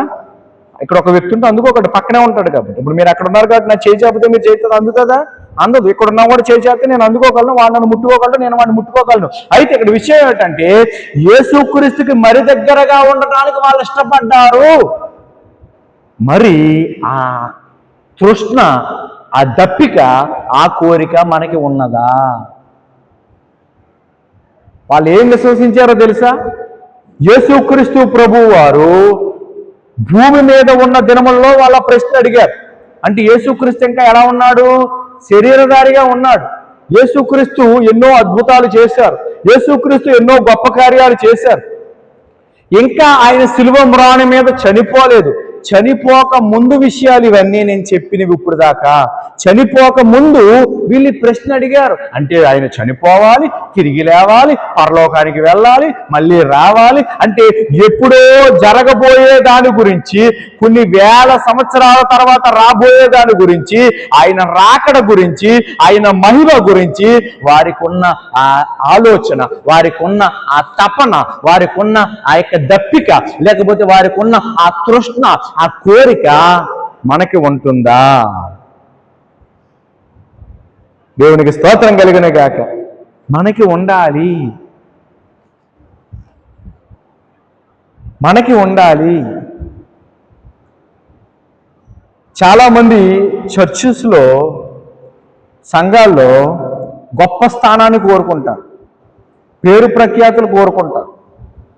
అందరి ముందు పాస్టర్ గారు నన్ను మెచ్చుకోవాలి, లేకపోతే నాకు సన్మానం చేయాలి, లేకపోతే నన్ను ఘనపరచాలి, లేకపోతే నన్ను గౌరవించాలి.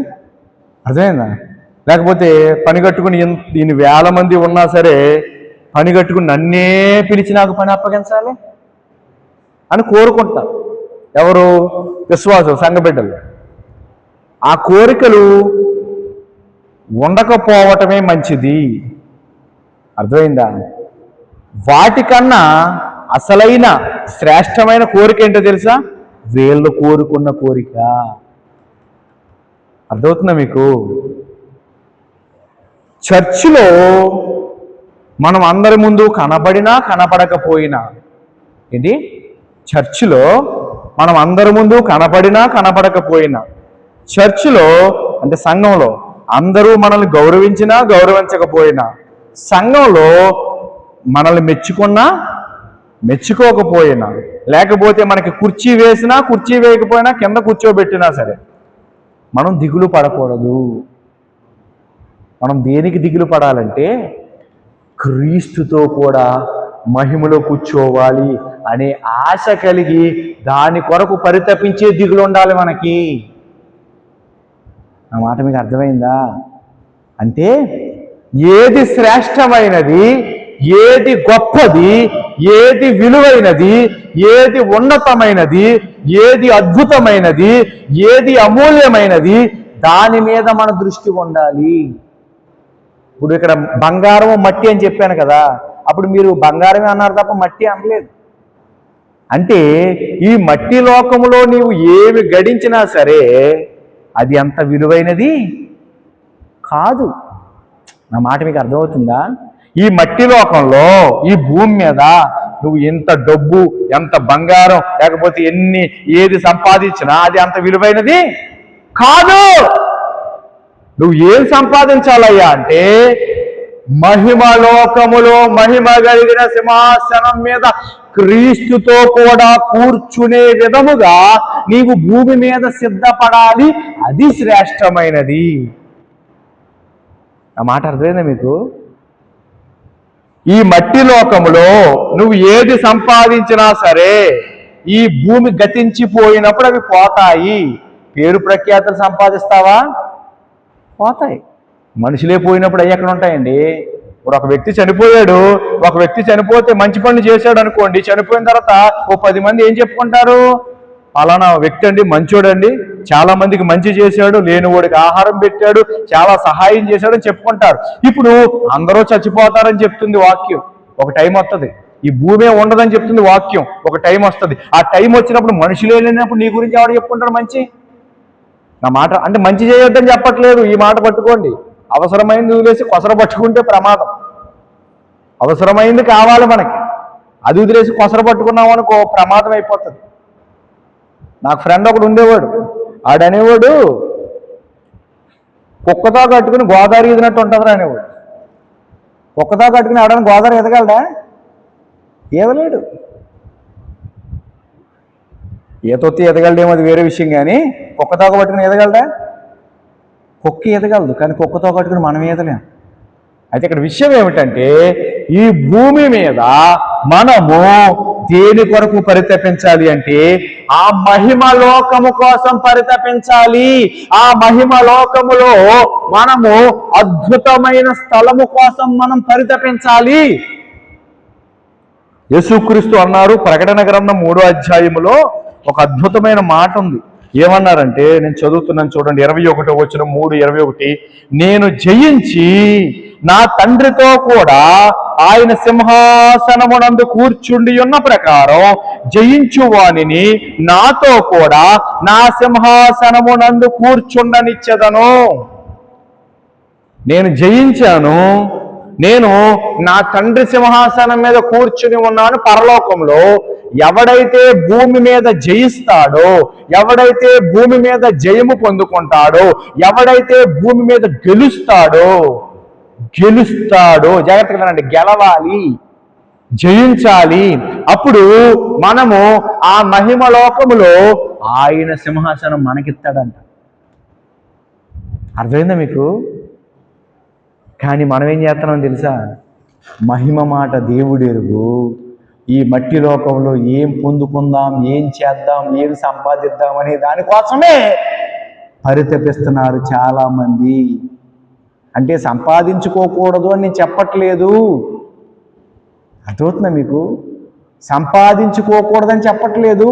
ఇప్పుడు భర్తలారా మీ భార్యలను ప్రేమించుడి అని ఎఫ్ఎస్సి పత్రికలో ఉంది. ఎఫ్ఎస్సి పత్రికలో భర్తలారా మీ భార్యలను ప్రేమించుడి అంటే, భర్తలారా అని ఎందుకు అన్నాడంటే ఒక్కొక్క భర్తకు ఒక్కొక్క భార్య ఉంటుంది కదా, ఆ భర్తని ఆ భార్యను ప్రేమించమని చెప్తున్నాడు. ఇప్పుడు భార్యను ప్రేమించే సరిపోతుంది, ఇంకా పిల్లలను ప్రేమించకూడదా? అర్థమైందా? ఇప్పుడు భార్యను ప్రేమించి మరి తల్లిదండ్రులు ప్రేమించడా? ఇప్పుడు భార్యను ప్రేమించి అత్తమామలను ప్రేమించడా? ఇప్పుడు భార్యను ప్రేమించి ఇంకెవరిని ప్రేమించక్కర్లేదా? ఇప్పుడు భార్యను ప్రేమించి దేవుణ్ణి ప్రేమించక్కర్లేదా?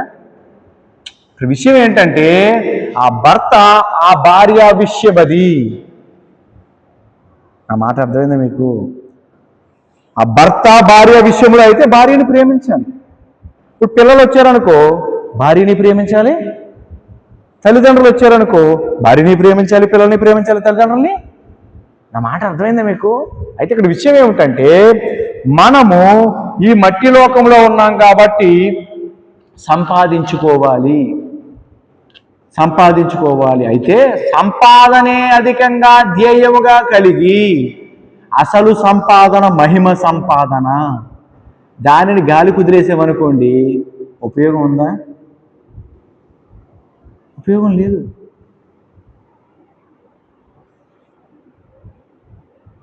ఒకడంట ఇల్లు కట్టాడంట. ఏం చేశాడు? ఇల్లు కట్టాడంట. ఎక్కడంటే బండ మీద కట్టాడంట. ఒకటి ఇల్లు కట్టాడంట. ఎక్కడ కట్టాడు? బండ మీద. ఒకటి ఇల్లు కట్టాడంట, ఇసుకలో కట్టాడంట. గట్టిగా గాలి వచ్చింది, వరదలు వచ్చినాయి, తుఫాను వచ్చింది, కానీ ఇల్లు నిలబడిందంట. గట్టిగా గాలి వచ్చింది, తుఫాన్ వచ్చింది, వరదలు వచ్చినాయి, ఇసుకలో కట్టిన ఇల్లు కూలిపోయిందంట. ఇసుకలో కట్టిన ఇల్లు నిలబడుతుందా? నిలబడదు.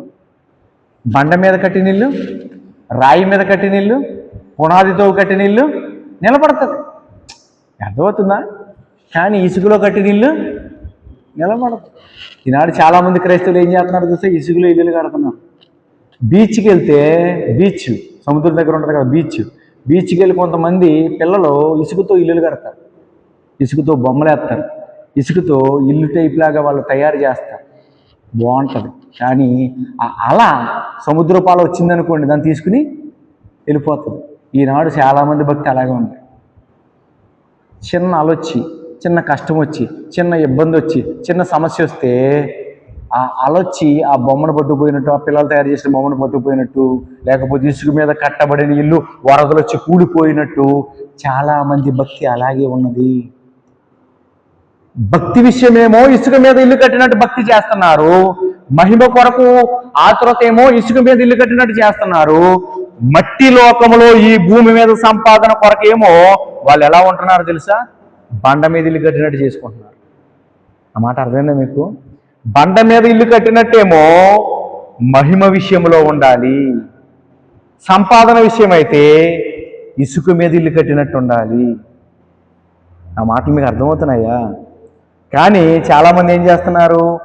మహిమ గురించిన విషయం అయితే, దేవుని దగ్గరికి వెళ్ళాల్సిన విషయం, దేవునితో పాటు యుగయుగాలు జీవించాల్సిన విషయం, దేవునితో పాటు సింహాసనం మీద దర్జాగా ఠీవిగా కూర్చుని దేవదూతలకు ఆజ్ఞాపించి దేవుని చిత్తాన్ని పరలోకంలో జరిగించడం, దేవుని చిత్తము తర్వాత రాబోయే యుగములలో జరిగించడం, ఇవంతా బోల్డ్ కథ, బోల్డ్ గొడవ, అన్ని విషయాలు ఉన్నాయి. వాటన్నిటి కొరకు ఆశ కలిగి, తృష్ణ కలిగి వీరిద్దరి వలె ఎవరిద్దరి వలె? యాకోబు యోహాను వలె కుడి తొట్టు ఒకడు ఎడమ తొట్టు ఒకడు అన్నాడు కదా, అలాగా దాని విషయమై మనం ఎలా ఉండాలంటే బండ మీద ఇల్లు కట్టిన వారిగా ఉండాలి. బండ మీద ఇల్లు కట్టిన వారిగా ఉండాలి. సంపాదన లేకపోతే వస్తువులు, ఇల్లు, లేకపోతే కుటుంబాన్ని చూసుకోవటం, లేకపోతే ఇవన్నీ కూడా ఎలా ఉండాలంటే ఇసుక మీద ఇల్లు కట్టినట్టు ఉండాలి. అర్థమైందా మీకు? నా మాటలు అర్థమవుతున్నాయా? ఇసుక మీద ఇల్లు కట్టినట్టుంటే ఒకవేళ ఏమైనా తేడా జరిగినా ఇవి చిన్న చిన్న విషయాలు గనక కూలిపోయినా పర్వాలేదు. కానీ మహిమకు సంబంధించిన విషయాలు బలముగా ఉండాలి, అంటే బండ మీద కట్టినట్టు ఉండాలి. అక్కడ ప్రాబ్లం రాకూడదు. అర్థమవుతున్నవారు దేవునికి స్తోత్రం చెప్పండి. హల్లెలూయా. అర్థమవుతుందా మీకు? ఇంకా అర్థం చేసుకోండి, చాలా శ్రద్ధగా వినాలి. మహిమ విషయమై మనం స్ట్రాంగ్గా ఉండాలి, మట్టి విషయమై వీక్గా ఉన్నా పర్వాలేదు. అందుకే తిమోతి రాసిన పత్రికలో అనుకుంటా పౌలు గారు అంటాడు, ఈ భూమి మీద ధనవంతులయ్యుండి వారు మహిమ విషయంలో దరిద్రులుగా ఉన్నారంట. ఈ భూమి మీద ధనవంతులే, బాగా డబ్బు ఉంది, బాగా ఇల్లులు ఉన్నాయి, బాగా సంపద ఉంది, బాగా ఐశ్వర్యం ఉంది, కుటుంబాలు, బంధువులు, మిత్రులు, పొరుగు, ప్రతిష్ట, అబ్బో. కానీ వాడు ఎలా ఉన్నాడంటే మహిమ విషయంలో దరిద్రుడిగా ఉన్నాడు. కొంతమంది దరిద్రులు ఉన్నారు, సరిగ్గా తినడానికి తిండి లేదు. అద్భుతమైన ఎగ్జాంపుల్ ఎవడంటే దరిద్రుడైన లాజరు. ఎవరో? దరిద్రుడైన లాజరు. దరిద్రుడైన లాజరు లోకాసు వార్తలో ఉంటుంది. ధనవంతుడి ఇంటి దగ్గర ఆ బయట కూర్చుని ధనవంతుడి బల్ల మీద నుంచి పడే రొట్టె ముక్కలు తిని బల్ల మించి ఎంత పడతాయండి? కేజీలు పడతాయా? బల్ల అంటే తెలుసు కదా మీకు, టేబుల్ మీద వాళ్ళు భోజనం చేసినప్పుడు అప్పట్లో బ్రెడ్ ఉండేదిలేండి. అప్పట్లో ఏంటి, బాగా పూర్వకాలం కదా. ఇప్పుడు అనుకో మనకి రైస్ ఉంది, మనకి ఆంధ్రాకి రైసు. కానీ నార్త్ సైడ్కి వెళ్ళామనుకోండి, భారతదేశానికి నార్త్ రాజస్థాన్ వెళ్ళామనుకోండి, వాళ్ళు ఎక్కువ ఈ పరోటాలు, చపాతీలు అయ్యే తింటారు. వాళ్ళు అన్నం ఎక్కువ తింటారు. మనం అన్నం ఎక్కువ తింటాం. ఈస్ట్ మనం సౌత్ వాళ్ళం కదా, కింద వాళ్ళం కదా. భారతదేశానికి మనం అన్నం ఎక్కువ తింటాం, వరి ఎక్కువ పండిస్తాం మనం. అయితే ఇక్కడ మనం పట్టుకోవాల్సిన విషయం ఏంటంటే బల్ల మీద నుంచి రొట్టె ముక్కలు పడితే, జాగ్రత్తగా వినండి, ఆ రొట్టె ముక్కలు తీసుకుని వెళ్ళి ఏం చేస్తారంటే బయట పెంటలో పడేస్తారు. ఇప్పుడు మీరు భోజనం చేస్తున్నప్పుడు బల్ల మీద నుంచి అన్నం కింద పడింది అనుకోండి, ఏం చేస్తారు? మళ్ళీ తీసుకుని తింటారు కలగద్దుకుని? లేదు కదా, తుడిచేస్తారు కదా. అలాగే ఆ రొట్టె ముక్కలు తుడిచేసి గేటు బయట పడేస్తే ఆ గేటు బయట పడుకుని ఆ ముక్కల కోసం ఎదురు చూసేవాడంట లాజరు. ఒళ్ళంతా కురుపులు. ఇప్పుడు పెంట పక్కన ఒళ్ళంతా కురుపులతో అతను ఉంటే లాజరు ఉంటే, అతని పేరు లాజర్ అని చెప్పింది వాక్యం, నిజంగా జరిగిన విషయం ఇది. ఆ లాజర్ దగ్గరికి కుక్కలు తెలుసు కదా మీకు, ఇప్పుడు ఎక్కువగా ఉన్నాయి కదా, అలాంటి కుక్కలు వచ్చి నాకేవంట అతని కురుపులని. అర్థమైతే మీకు? లోకాసు వార్తలో రాసి ఉంటారు. కుక్కలు వచ్చి అతని కురుపులు, అతనేమో పడుండేవాడు రక్తము సీమి కారత ఉంటే కుక్కలు వచ్చి నాకేవంట. కుక్కలేమో వాటి ఆకలి తీర్చుకునేవి, ఇతనేమో ఆ ధనవంతుడి బల్ల యొద్ద నుంచి పడే రొట్టె ముక్కల కోసం ఎదురు చూసేవాడంట, అంటే అతని ఆకలి తీరటానికి. కానీ అతని దృష్టి రొట్టె ముక్కల మీద కాదు, అతని దృష్టి ధనము మీద కాదు, అతని దృష్టి మహిమ మీద ఉన్నది. అర్థమైందా మీకు? ఆ పూటకి ఏదో గడవడానికి రొట్టె ముక్కలు, కానీ రొట్టె ముక్కల మీద కాదు అతని దృష్టి. ఆ మాట అర్థమైందా మీకు? పొద్దున్నే పనికి వెళ్తాం, సాయంత్రం పని నుంచి వస్తాం, 800, 700, 1000 రూపాయలు ఎంతో కొంత తెచ్చుకుంటాం పని చేసుకున్నాక. అవి మనం ఖర్చు పెట్టుకుంటాం. మన దృష్టి ఆ 1000 మీద కాదు, మహిమ మీద ఉండాలి. అర్థమైందా మీకు? అయితే ఇక్కడ విషయం చెప్తాను నేను. ఆ కుష్ఠోడు లేకపోతే ఆ దరిద్రుడు అంటే ధనం లేదు, తినటానికి కూడా ఆహారం లేదు. అయితే గేటు బయట పడుకుని ఆ కుక్కలు అతను నాకుతా ఉంటే ధనవంతుడి బల్ల మీద నుంచి పడిపోయిన రొట్టె ముక్కలు పట్టుకొచ్చి బయట పాడేస్తే అవి తీసుకుని కడుపు నింపుకునేవాడు ఆ వ్యక్తి. కానీ ఒకరోజు అతను చనిపోయాడు. ధనవంతుడు అన్నాడు కదా, ధనవంతుడు ఇల్లు అని చెప్పాను కదా, ధనవంతుడు అంటే బాగా డబ్బు ఉన్నాడు కదా, వాడు కూడా చచ్చిపోయాడు. వీడు చనిపోయాడు, బయటోడు చచ్చిపోయాడు. లోకములో వాడు ధనవంతుడు, వాడు దరిద్రుడు. గేటు బయట వాడు దరిద్రుడు, ఆ ఇంటి ఓనరు ధనవంతుడు. లోకములో పలానా ధనవంతుడు రా, దర్జా కార్లు, బంగ్లాలు, మంచి టీవీగా, వస్త్రాలు, దర్పంగా, చాలా గొప్పగా లోకానికి కనబడ్డాడు. అయితే వాడు చచ్చిపోయాడు, వీడు చచ్చిపోయాడు, ఇద్దరు చచ్చిపోయారు. ఆ ఇద్దరు చచ్చిపోయిన తర్వాత ఏం జరిగిందో చదివి నేను ముగించేస్తాను. చాలా విషయం ఉంది కానీ ఇంకా సమయం సరిపోదు కనుక నేను అందులోకి వెళ్ళట్లేదు. చూడండి, లోకాసు వార్త 16వ అధ్యాయం 19వ వచనం నుంచి ఈ విషయాలు ఉంటాయి. అయితే అందులో నేను మనకు అవసరమైన మాటలు ఇప్పుడు చదువుతున్నాను. చూడండి, 20వ వచనం. లాజరు అని ఒక దరిద్రుడు ఉండెను, వాడు కురుపులతో నిండిన వాడై ధనవంతుని ఇంటి వాకిట పడి ఉండి అతని బల్ల మీద నుండి పడు రొట్టె ముక్కలతో ఆకలి తీర్చుకొనగోరెను. అంతేకాక కుక్కలు వచ్చి వాని కురుపులు నాకెను. ఆ దరిద్రుడు చనిపోయి దేవదూతల చేత అబ్రహాము రొమ్మున ఆనుకొనుటకు కొనిపోబడెను. ఏంటంట? దరిద్రుడు ఏమైపోయాడు? చచ్చిపోయాడు. చచ్చిపోయాక ఏం జరిగిందంటే పరలోకము నుంచి దేవదూతలు వచ్చారు. ఎవరు వచ్చారు? దేవుని దూతలు, దేవదూతలు వచ్చారు. ఏం చేశారో తెలుసా? వాడు చచ్చిపోయాడు, కానీ వాడి లోపల ఆత్మ ఉన్నది. ఆ ఆత్మను తీసుకుని వెళ్ళిపోయారు దేవదూతలు. ఎక్కడికి? పరదేశికి. మనకు అర్థం కావటం కోసం మహిమలోనికి తీసుకుని వెళ్ళిపోయారు. ఎవరిని? దరిద్రున్నా ధనవంతున్నా? చెప్పాలి. దరిద్రుడు చచ్చిపోయాడు కదా, ఆ చచ్చిపోయినోడు ఆత్మని దేవదూతలు వచ్చి తీసుకుని వెళ్ళిపోయాడు. ఇప్పుడు దేవదూతలు వచ్చి తీసుకెళ్ళాయంట. నా మాట అర్థం చేసుకోండి. దేవదూతలు వచ్చి ఏమనాలి? చి దరిద్రుడా, ఎంత దరిద్రుడురా నువ్వు, కుక్కలు నాకేరా నీ కురుపుల్ని, నిన్ను మేము ముట్టుకోమరా అంటారనుకున్నారా? మనుషులు అంటారేమో కానీ దేవదూతలు అనరు. ఎందుకో తెలుసా? వాడు దరిద్రుడే కానీ వాడు మహిమ విషయములో ధనవంతుడు. అందుకు దేవదూతలు వచ్చి తీసుకుని వెళ్ళాయి. ఎవరిని? దరిద్రుని ఆత్మనే. అయితే ధనవంతుడు కూడా చచ్చిపోయాడు. ఏంటి? ధనవంతుడు కూడా చచ్చిపోయాడు. అందుకే ఇక్కడ రాసి ఉంటుంది, ధనవంతుడు కూడా చనిపోయి పాతి పెట్టబడెను. ఇక్కడ మీకు ఒక విషయం చెప్తాను. ధనవంతుడి ఇంటి బయట గేటు పక్కన పడున్నాడు అన్నాక దరిద్రుడు. ఇప్పుడు ఆ దరిద్రుడు చనిపోతే ఎవడైనా పాతి పెడతాడా? ఎవడో పాతి పెట్టడం. తీసేయండ్రా శవాన్ని అంటాడు, ఈడ్చేయండ్రా శవాన్ని అంటాడు. అంతే తప్ప దండేసి కుర్చీలో కూర్చోబెట్టి ఊరేగింపు చేసి ఎవడో పోడ్చాడు కదా. తీసేయండిరా అంటాడు. ధనవంతుడు ఎవరు బాబా కొంపు వస్తుందిరా, అరే పనులు పెట్టి మనుషులు పెట్టి తీసేయండిరా అంటాడు. అంతేనా? ఇప్పుడు ధనవంతుడు కూడా చచ్చిపోయాడు. ధనవంతుడు కూడా చచ్చిపోతే చనిపోయిన తర్వాత ధనవంతుడిని పాతి పెడతారా లేదా? డబ్బు ఉంది కదండి, డబ్బు ఉంటే మనుషులు వచ్చేస్తారు కదా, బెల్లం చుట్టూ ఏగలవుతాయి కదండి. అలాగే ఏమో అసలు సంబంధం ఉన్నా లేకపోయినా ఈడు ఆడు మొత్తం ఆడుబంధు ఏదో అంటారు కదా, వేలు విరిసినా కాలు కరిసినా చుట్టాలు పట్టాలు అందరూ ఎక్కడి నుంచి వచ్చేస్తారు. ఎందుకంటే ధనవంతుడు కదా, డబ్బులు ఉంటాయి కదా. అయితే పాతి పెట్టబడ్డాడంట ధనవంతుడు.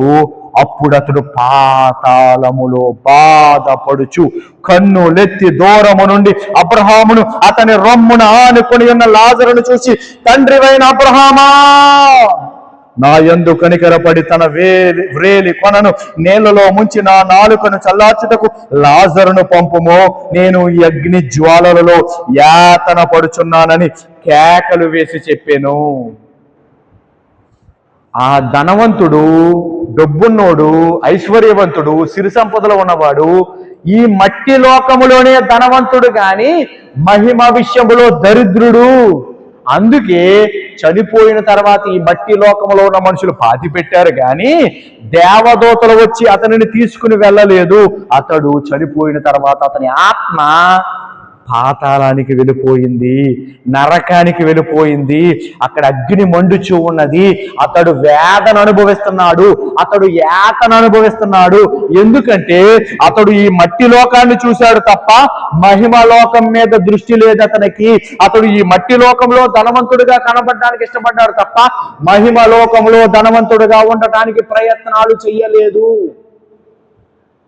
కానీ దరిద్రుడు ఉన్నాడు కదా, దరిద్రుడు కురుపులతోనూ కుక్కలు నాకే కదా, వాడు ఈ లోకములోనే దరిద్రుడు గాని దేవుని దృష్టిలో ధనవంతుడు. దేవునికి స్తోత్రం కలుగునుగాక. నా మాటలు మీకు అర్థమవుతున్నాయా? ఇప్పుడు దేవుని దృష్టిలో ధనవంతులం అవ్వాలి మనం. దేవుని దృష్టిలో ధనవంతులం ఎలా అవుతాం? చాలా సింపుల్. యేసుప్రభుని నమ్మేయటమే.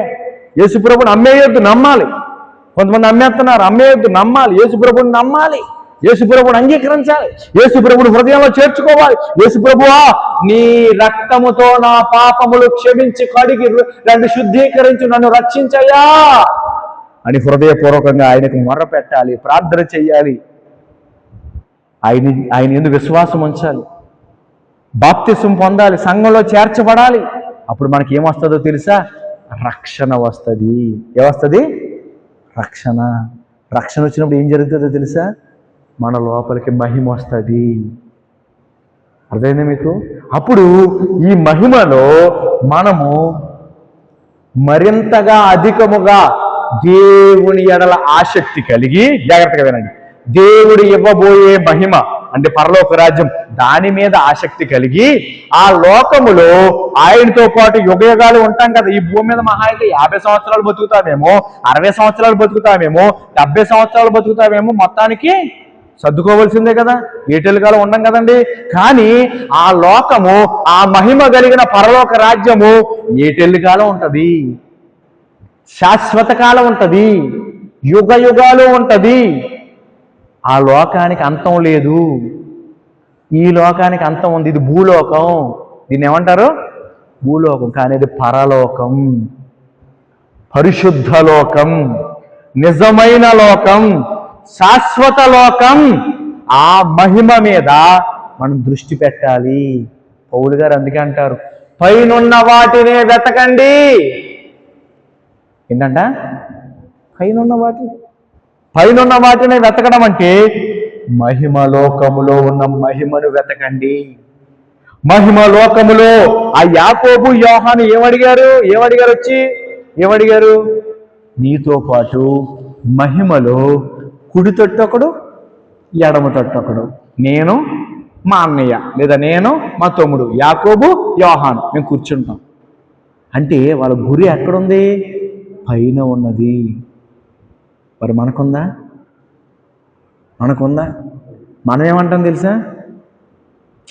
దేవుడు బాగా దీవించాలి, అప్పుడు ఉంటుందంట. దేవుడు బాగా దీవిస్తే నువ్వు దేవుడిని వదిలేసి వెళ్ళిపోతావు.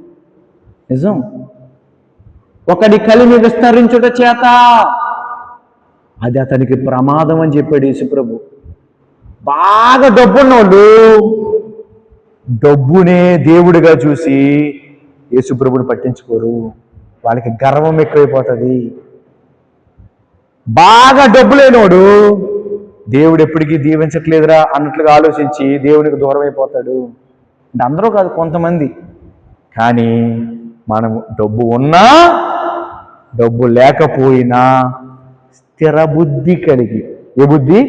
స్థిర బుద్ధి కలిగి దేవుని మీద దృష్టి పెట్టి విశ్వాసమునకు కర్తయు దానిని కొనసాగించువాడైన యేసు వైపు చూచుచూ మన ఎదుట ఉంచబడిన ఈ జీవితంలో మనం ముందుకు కొనసాగిపోతున్నప్పుడు దేవుడు మనల్ని దీవిస్తాడు, దేవుడు మనకి ఇస్తాడు. ఒకవేళ ఇవ్వకపోయినా ఆయనే మనకి ఆధారం గనక ఆయన మీద మనం గురి పెట్టుకుని వెళ్ళిపోయినప్పుడు ఈ లోకంలో వాటి మీద కాదు, ఆ మహిమ లోకంలో మనం పొందుకుంటాము. ఆ మాట మీకు అర్థమైందా? ఆ మహిమ లోకంలో పొందుకుంటాం. దరిద్రుడికి ఏమీ లేవు, కురుపులు తప్ప. దరిద్రుడికి తినడానికి రొట్టెలు కూడా లేవు. కురుపులుంటే కుక్కలొచ్చి నాకాయి. అలా దరిద్రుల వలె మనం ఉండడం కాదు, కానీ దరిద్రునికున్న ఆ దృష్టికోణం ఏంటి? మహిమ విషయములో మనం తృష్ణ కలిగిన వారముగా. నా మాటలు మీకు అర్థమవుతున్నాయా? మహిమ విషయంలో మనం తృష్ణ కలిగిన వారముగా ఉండాలి.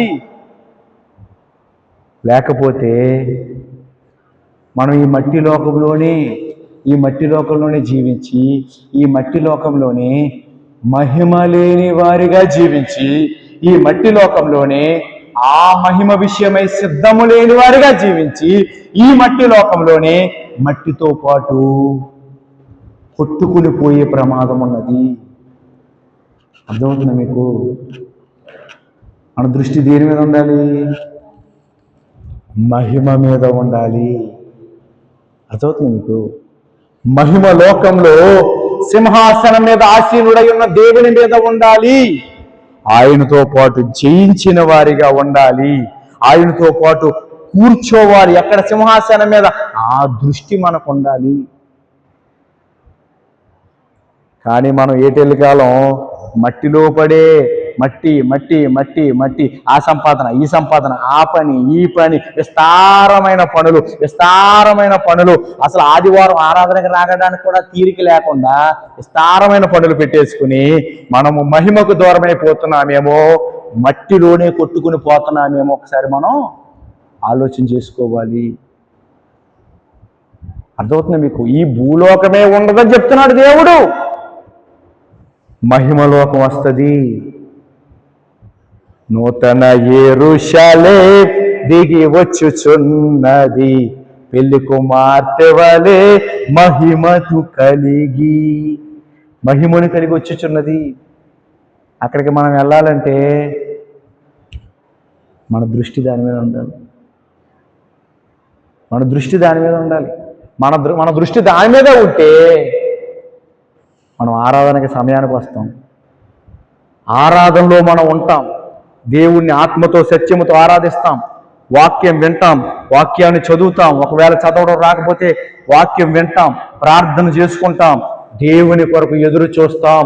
ఈ మట్టి లోకంలో పడి కొట్టుకుని పోవటం కాదు, కానీ ఆ మహిమ లోకములో క్రీస్తుతో పాటు యుగ యుగాలు తేజరిల్లే అనుభవం. ఏంటంట? తేజరిల్లే అనుభవం. చివరి మాట చెప్పి ముగిస్తాను. ఈ లోకము చీకటి లోకము, కానీ ఆ లోకము వెలుగు లోకము. అర్థమైందా మీకు?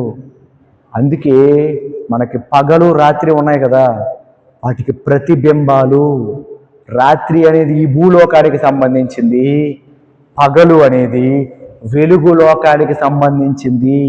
అందుకే రోమా 13:11 చదువుతాను. చివరి మాట, ఈ మాట చూడండి, ముగిస్తాను. చివరి మాట, ఈ ప్రసంగానికి ఇదే ఇంకా చివరి మాట.